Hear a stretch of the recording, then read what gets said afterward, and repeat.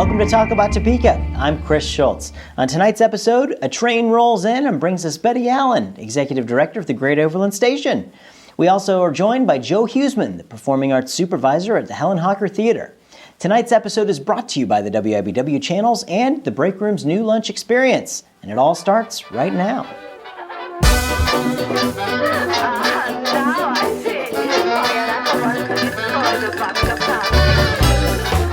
We try to keep our show as impartial as possible, but due to the nature of talk shows, a truly neutral one would be quite boring.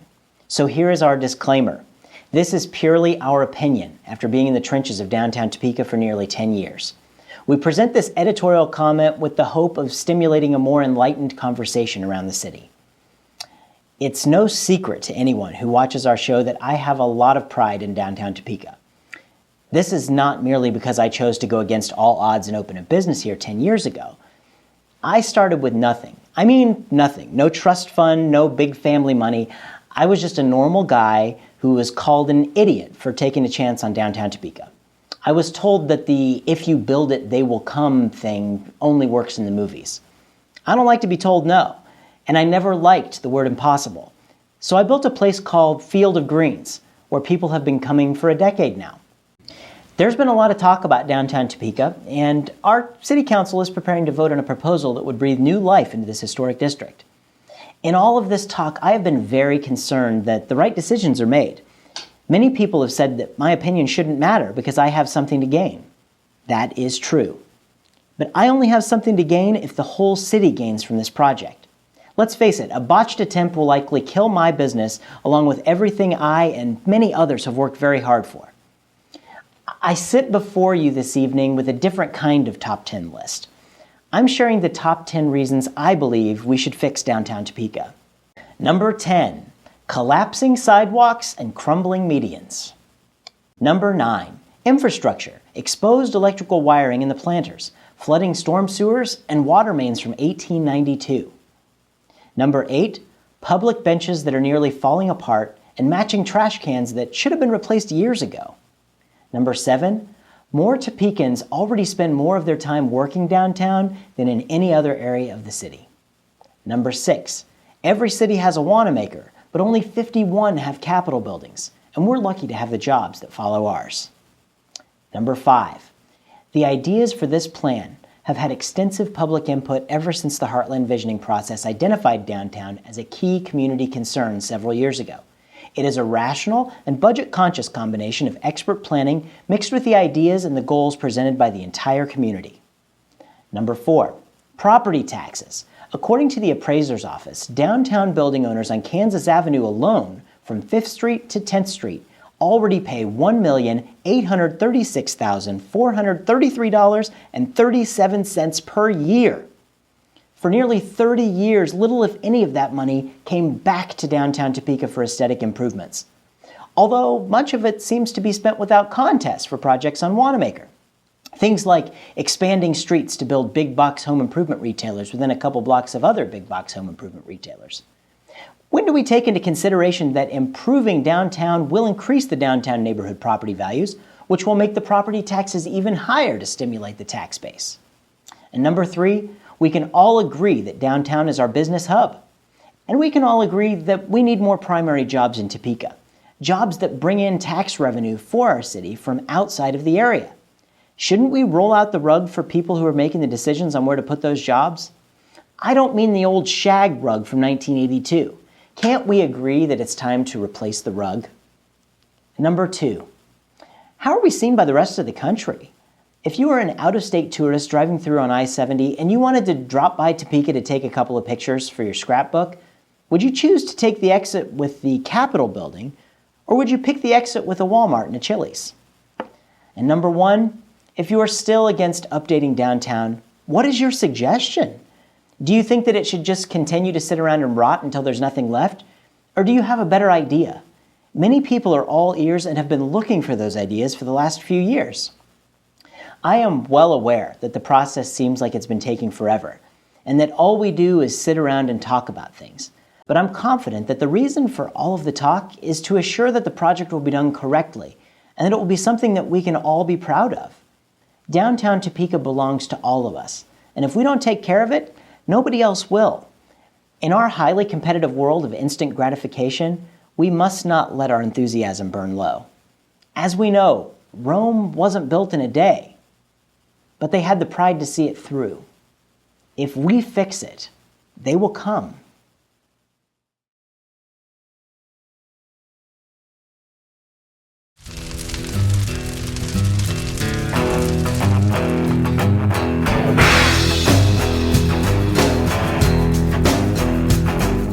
Well, do you like trains? Well, if you do, we have the perfect guest for you here today on the show. It's the Executive Director of the Great Overland Station, Bette Allen. Bette, thank you so much for joining us. Thank you for having me. Appreciate you coming by. The Great Overland Station, if you haven't been to the Great Overland Station to check it out, an amazing facility over there. It really is beautiful. Yes, it is. I remember when I used to go to Topeka Civic Theater in North Topeka, it was a boarded up shell. And nobody thought anything would ever come to it, and now it's absolutely beautiful. How did that happen?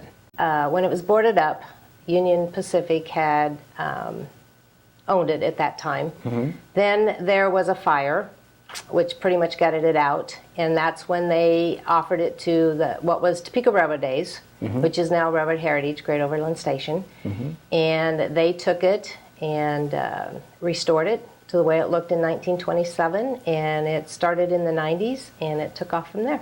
Wow.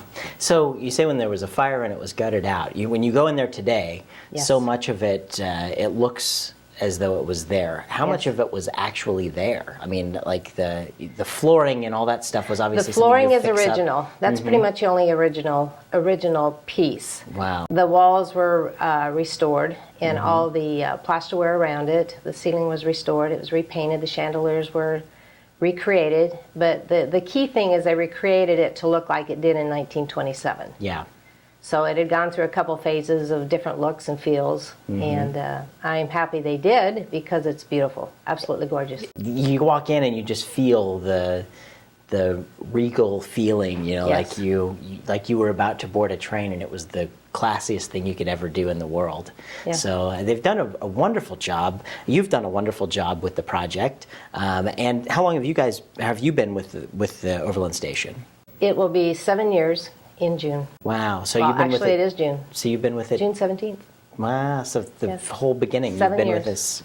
That's very cool. Very cool. And what got you excited with this project? Well, it's interesting because I used to see the boarded windows, like you said, mm-hmm. and I thought, oh crap, that's a mess. Mm-hmm. Driving across the bridge and all that, and I would have never ever thought that I would be working at the Great Overland Station at that place. Mm-hmm.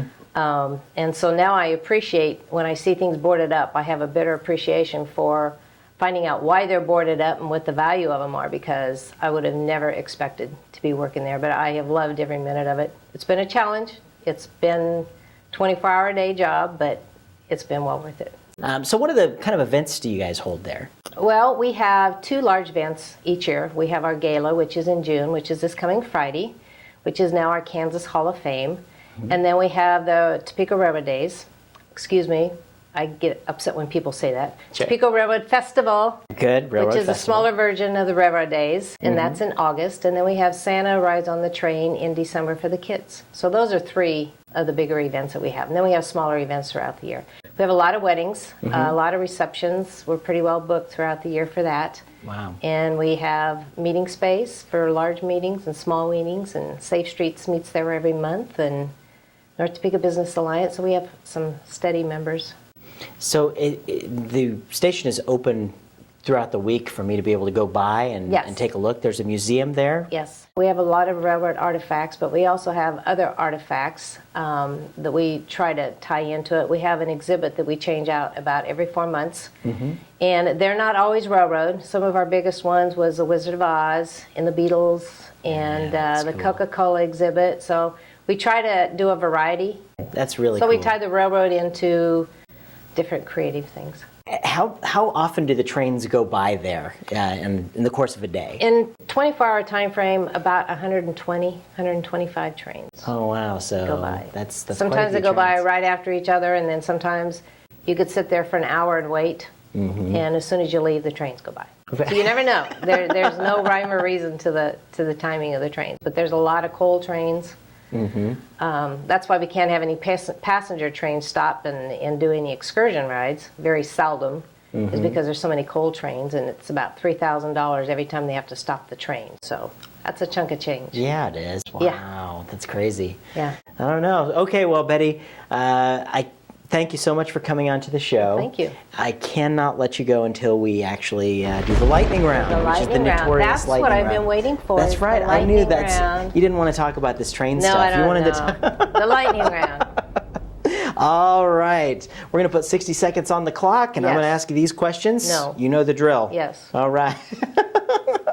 60 seconds, and go. At a movie theater, which armrest is yours? The right. Okay. All right, that works.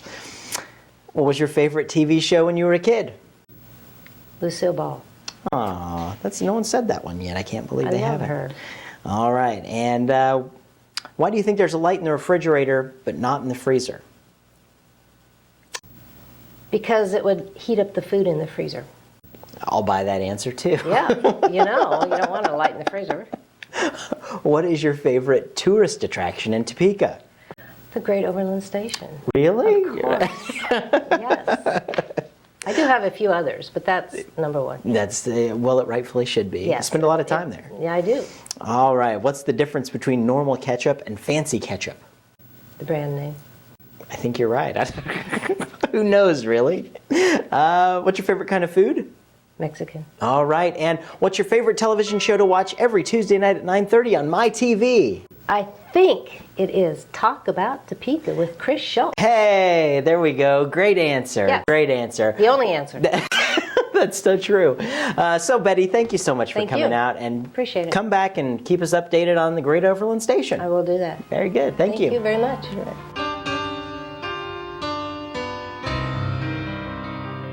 Well, it's a fun-filled day here for Talk About Topeka. We've got the Performing Arts Supervisor from Gage Park. It's Joe Huseman. Joe, thank you for joining us. Nice to be here. Thank you for asking. Really appreciate you coming by and talking to us. You have quite an expansive list of responsibilities at Gage Park. You want to kind of explain what you're doing with that? Sure. First and foremost is Helen Hocker Theater. I also have the mini training carousel and the summer concert series. So it's a little bit of everything packed into one location. That's cool. And you guys are definitely busy this summer with a lot of things going on. We are. We'll have the train eventually going 7 days a week, and the carousel 7 days a week, and the concerts will kick off every Sunday evening. So in addition, the camps are going full time, or will be, as will the Bathhouse Players. I remember when I was a kid and I went over to Gage Park, I always looked forward every single summer to riding the train. It was just such a cool thing, and I remember it. Something that people should definitely get out and take their kids to do. Oh, yeah. Because you won't forget the train ride. If you haven't been on a train ride at Gage Park, come on now. You really need to get out and do that. And for the guys that drive, it is the best thing in the world. It's kids, the kids adore you. You let the kids honk the horn, you get to sing happy birthday. You get to look good up there on top of the train. So it's the best job in the world, I think. When I retire, that might be what I have to think That about would be doing. cool. That would be fun. At least a day or so a week, maybe. Exactly. So, yeah. Well, and the carousel, tell us a little bit about that. That came from, It came from Joyland. Joyland, yeah. And the actual band organ is 1908 band organ that we refurbish and refurbish and refurbish. So there's a lot of history there. The horses have been refurbished. And we've added now a carousel rental room that people can actually rent evenings and weekends. And you can rent the carousel as well as the room itself. So we get a lot of folks that book a lot of family events, a lot of weddings over at the Rose Garden, that kind of thing. So there's a lot of different kinds of traffic, different kind of folks, and that's one of the reasons I enjoy it. It's different than my job in a lot of ways. And the same thing with the concerts. We get to work with some of the better musicians in town too. So get a little bit of all the areas, and it's a lot of fun. We had a family reunion, and we rented the carousel room, and it was really cool, especially the kids. They loved being able, you get to watch the carousel go around. It is private. You're not hearing. I mean, you've done a good job insulating the sound, so you can have your own thing going on, and just you see people having a lot of fun. There's a little play area right next door. Like if you have a family reunion, you want the adults to be able to talk. it's great to send the kids right there because you can see them, and Exactly. it's really a great place for people to do family events. You betcha. So go check the carousel and the train out. Okay, and those are two givens. You got the pools over there. You need to go swimming in the pools. I mean, Exactly. it's the coolest pool in Topeka. It is, with all the Blaisdell. slides and everything that goes with it. So, Yeah. For folks that just like nature, you've got the rose garden. They have some beautiful roses in the rose garden. There's several areas you can sit and watch the fountains. You can walk your dog now that we have the new concrete areas that are actually meant for walkways, which is different. It used to be you had to kind of walk through the grass to do that. Now you've got a walkway, which is great, whether it be seniors or somebody walking a dog. And it's a beautiful park. Yeah, it really is. It is. It's the true gem of Topeka right Exactly. there. It's Gage Park. There's even the zoo. The zoo is there. I'm sure everybody has to know that the zoo is at Gage Park, but if you don't know the zoo's there, they've been doing a lot of wonderful things as well. They have the new penguin exhibit is very exciting.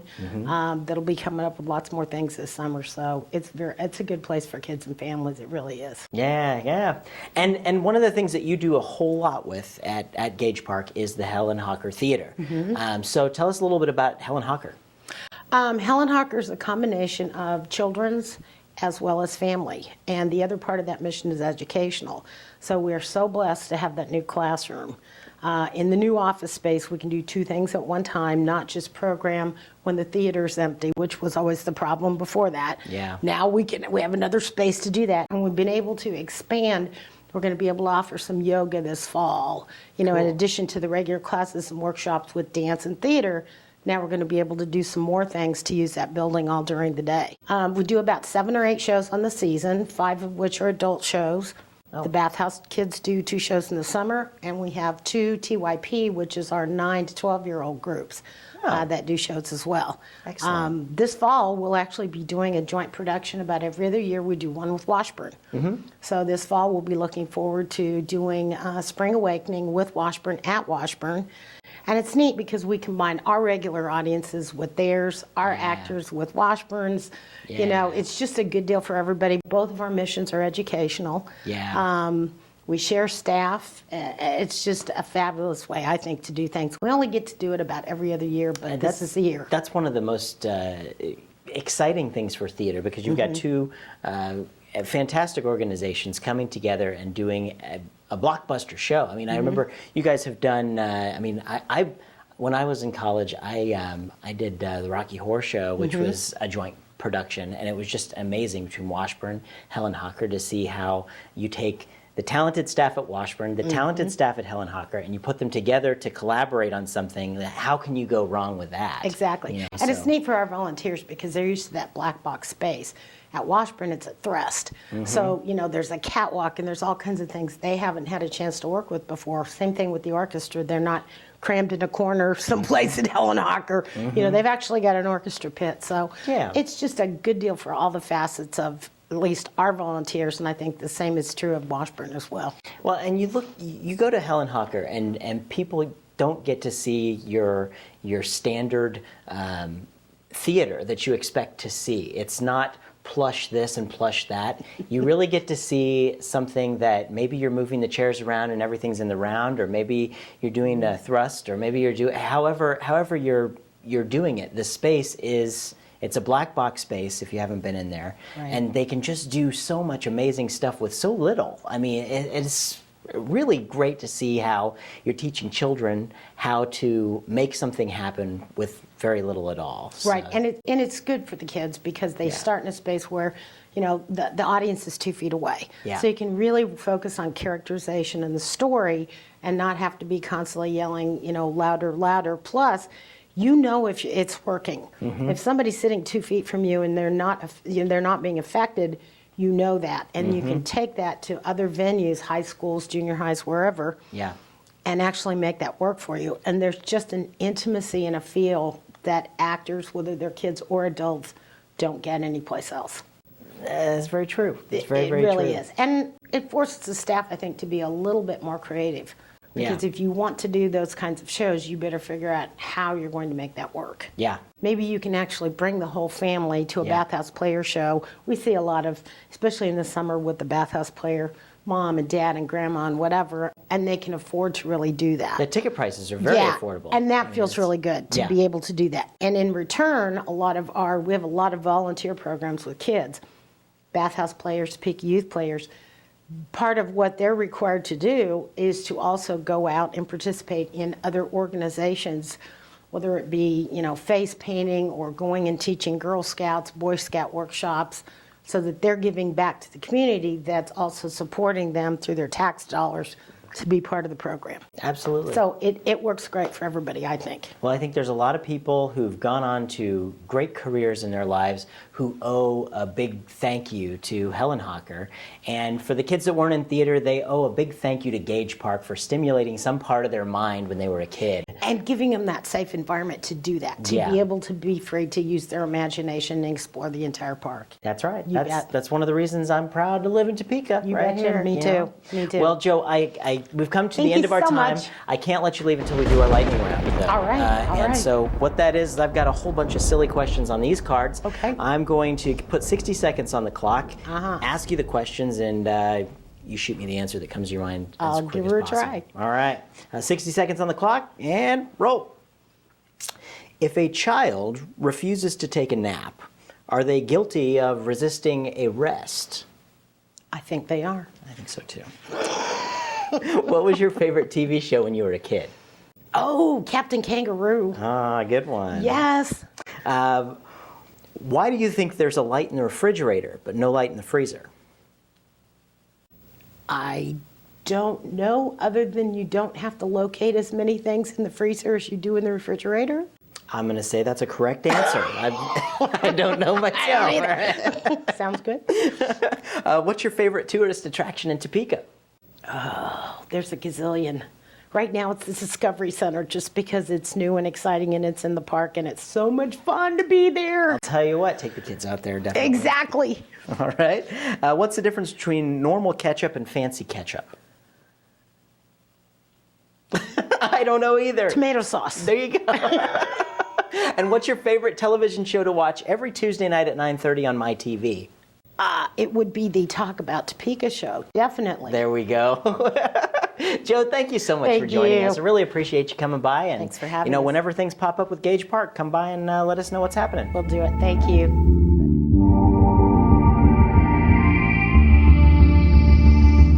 A big thanks to Betty Allen of the Great Overland Station and Joe Huseman from the Helen Hocker Theater. This episode was sponsored by the WIBW channels and the Break Room's new lunch experience. See the new menu at breakroomdowntown.com. We're glad to have gotten so many people talking about Topeka. If you'd like to join the conversation, make your own video on YouTube and make it as long as you want. We'll take what we need and make you look like Pamela Anderson.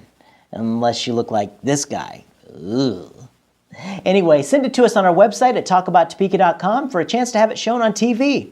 For a complete listing of events in the capital city, sign up for the Topeka newsletter on our website. Good night to all of our viewers. I'm Chris Schultz. Remember to keep talking about Topeka. Now, get out of here before I do more impressions of my favorite Saturday Night Live characters.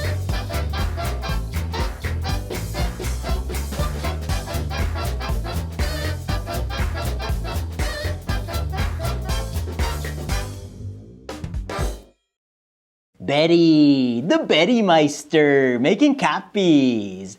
Betteroni and cheese, yeah.